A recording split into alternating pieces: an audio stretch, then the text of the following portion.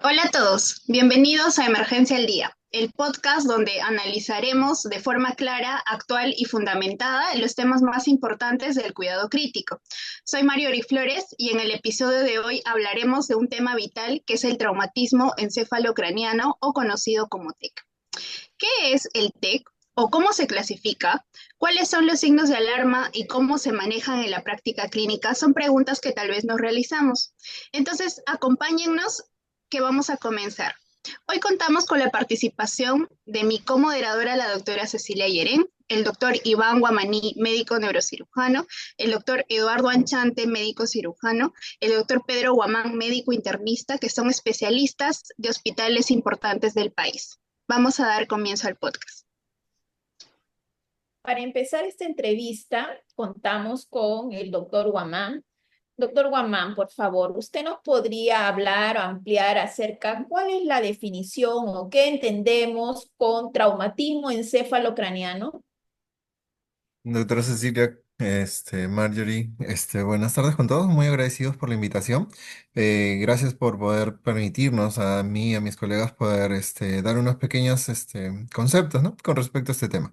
A ver, con respecto a lo que vendría a ser un TEC o un traumatismo encefalocraniano, vamos a definirlo como una lesión física que afecta el cráneo, el cuero cabelludo o al cerebro, generalmente causado por un golpe, una caída, un accidente de tránsito, agresiones o mecanismos de alta energía. Vamos a tener que es un problema de salud pública porque puede dejar secuelas, secuelas que pueden ser graves y es una de las principales causas de muerte en adultos jóvenes. En la emergencia, generalmente en la coyuntura de nuestro país, que últimamente hay muchos accidentes, se ha vuelto un problema cada vez más notorio y lo que es rescatable básicamente es que se debe actuar de una forma rápida porque el tema de las secuelas puede generar bastantes limitaciones en muchos de los jóvenes. Bien, vemos que entonces es muy importante reconocer las características de un traumatismo encefalocraniano porque este podría evolucionar hacia comprometer la vida del paciente. Para seguir avanzando en esta entrevista, doctor Guamán, quisiéramos ahora que nos hable acerca de cómo organizamos en la práctica clínica esta enfermedad, es decir, cómo se clasifica el TEC. Bueno, para la clasificación hay que destacar que nos va a permitir poder realizar un manejo correcto, ¿no? Poder tomar las medidas con respecto a la terapia que vamos a hacer. Hay varias formas de clasificarlo. Creo que la que es más utilizada es dependiendo del tipo de gravedad, en donde usamos la escala de Glasgow. La escala de Glasgow que desde internos nosotros la conocemos y el personal de enfermería también está bastante inmerso con este tipo de evaluaciones, ¿no? Un TEC leve vendría a tener un puntaje entre 13 y 15 puntos, un TEC moderado, un puntaje entre 9 y 12 puntos, y un TEC grave, aquel en donde el puntaje vendría a ser 8 o mucho menos. También podría clasificarse dependiendo de la localización. Vamos a tener que podría ser focal y ya nos orientaría a pensar en un hematoma epidural o subdural o una simple contusión. Y difuso cuando ya teníamos un compromiso axonal. También podríamos considerar un tipo de traumatismo que puede ser abierto o cerrado. Bien, no olvidemos tampoco la importancia del mecanismo, cómo se produce la lesión, si es una caída de su propia altura o si es un accidente de alta velocidad. Ahora bien, vamos a avanzar un poquito en esta enfermedad y vamos a hablar acerca de lo esencial para comprender el manejo, acerca de la fisiopatología del traumatismo encefalocraniano. Y para ello contamos con la presencia del doctor Eduardo Anchante, cirujano general y cirujano oncólogo, quien nos va a hablar acerca de este tema. Doctor Anchante, adelante. Ok, gracias, doctora Irene. Buenos días con todos, felicitando la organización de este evento y de difusión, sobre todo entre nuestros alumnos. Bueno, una vez producida la lesión, el impacto, digamos, sobre el cráneo, por diferentes motivos, se produce una lesión inicial causada justamente por el elemento contundente. Y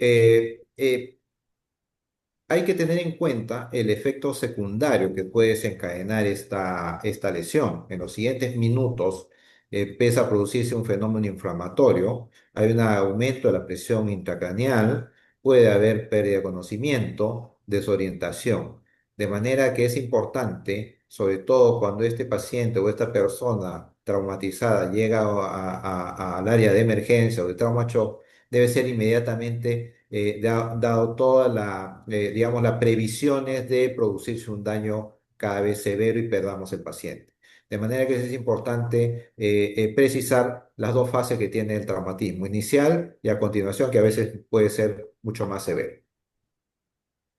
Bien, entendemos entonces en este punto que no podemos evitar la lesión inicial. Sin embargo, sí podríamos prevenir la lesión secundaria y el objetivo entonces va a ser el manejo en emergencia.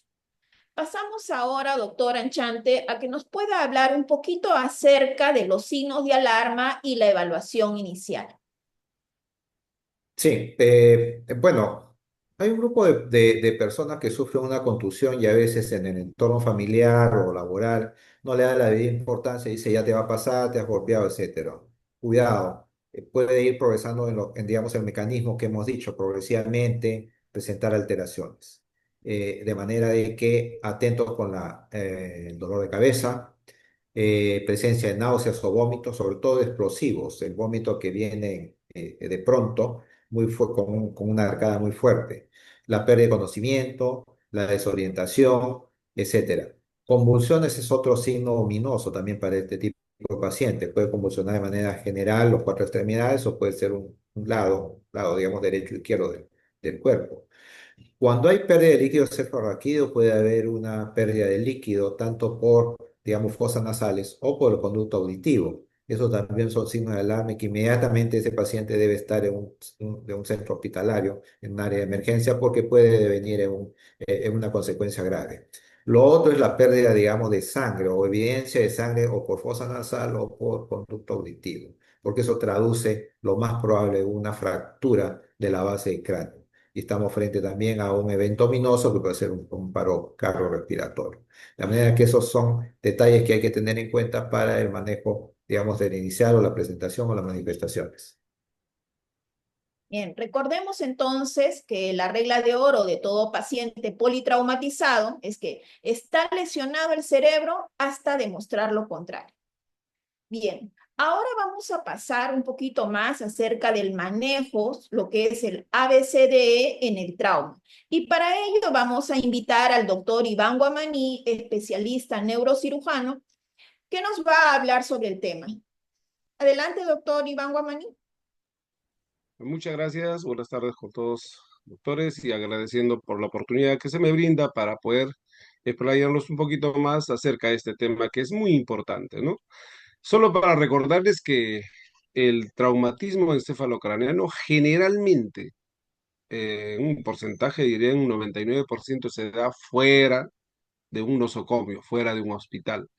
Entonces, es básico que toda la ciudadanía tenga un conocimiento acerca de la atención inmediata.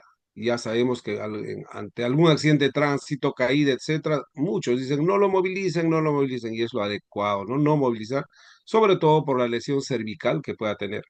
Entonces, cuando ya llega a un centro hospitalario, a veces traído por las ambulancias, la policía, los bomberos, etcétera, ya llegan tal vez con un auxilio inmediato en el lugar del accidente, pero ya en nuestro hospital tenemos que, eh, estando frente a un paciente con un trauma ya severo, vamos a tener que funcionar o atender con todo lo que es el ABCD del trauma. Ahí tenemos, en primer lugar, la vía aérea, ¿no? Que es importantísimo, y el control cervical. La B, que es de la oxigenación adecuada. La C, control de hemorragias externas, ¿no? Evitar la hipotensión. La D, de evaluación neurológica rápida, inmediata. La E, de exposición completa del paciente sin descuidar la termorregulación. Esos son puntos importantísimos, pero nosotros como especialistas, lo que inmediatamente evaluamos es que si el paciente está en una escala menor de 8, un paciente que viene tal vez, como dijo, con un trauma cerebral abierto o cerrado, yo le digo abierto, es cuando ya es un trauma que tiene pues como un daño dentro del cerebro, ¿no? Por el impacto, a veces puede ser por un arma de fuego, un objeto contundente. Entonces, lo que nosotros valoramos es inmediatamente para proceder con la cirugía. Eh, si no hubiera esto y el paciente está hemodinámicamente inestable, con todo eso, y no es necesario traer la cirugía, pues sí, tiene que quedar con un manejo muy de cuidado en cuanto a mantener con una buena saturación, mayor de 94%, mantener una presión arterial media adecuada, mayor de 100, entre 100 a 110 se recomienda siempre, o mínimo 95, evitar también la hiperventilación que nos puede llevar a otro extremo, obviamente canalizar las vías periféricas para la administración de buenos medicamentos, ¿no?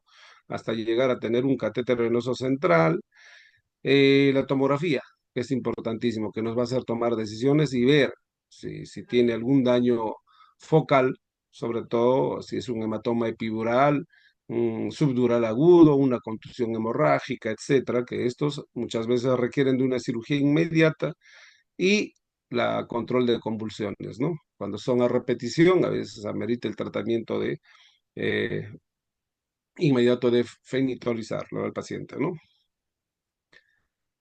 Importante lo que nos está refiriendo el doctor Guamaní sobre el manejo del traumatismo encefalocraniano y recordar que los signos de hipertensión endocraniana, hay medidas como elevar la cabecera a 30 grados, evitar maniobras que aumenten la presión también. Bien, doctor Guamaní, a lo largo de toda su experiencia como especialista neurocirujano, debe haber visto usted muchos casos con diferentes niveles de traumatismo encefalocraniano. ¿Usted nos podría hablar acerca del pronóstico y las secuelas de esta enfermedad? Bueno, el pronóstico del paciente que llega con traumatismo encefalocraneal va a depender bastante de la gravedad, que ya lo han clasificado anteriormente. La edad del paciente es muy distinto a un niño, un joven o un adulto mayor, una persona mayor de 80 años. El tiempo de atención, que ya les dije que es básico. Acá en Perú nosotros recibimos pacientes pues, que vienen referidos de provincia, ¿no? Muchos de caída de árboles o de accidentes que llegan no ni al primer, segundo, sino tercer, cuarto día, donde a veces el daño ya está establecido, ¿no? Y eh, dependiendo también del daño neurológico que ha ocurrido y se ha ido estableciendo, ¿no? Entonces, esto nos va a hacer eh, medir el daño que pueda tener o las secuelas que pueda tener, hasta inclusive establecerse de por vida, ¿no? Hay pacientes de que han tenido lesiones cerebrales o intracerebrales, donde según la ubicación va a dejar el déficit por demás. Siempre se dice de que todo paciente que inclusive recibió un trauma encefalocraneano grave, posterior a la cirugía, la terapia de rehabilitación es importantísimo. Lo que haga un año, hasta un año después, eso es lo que se va a recuperar.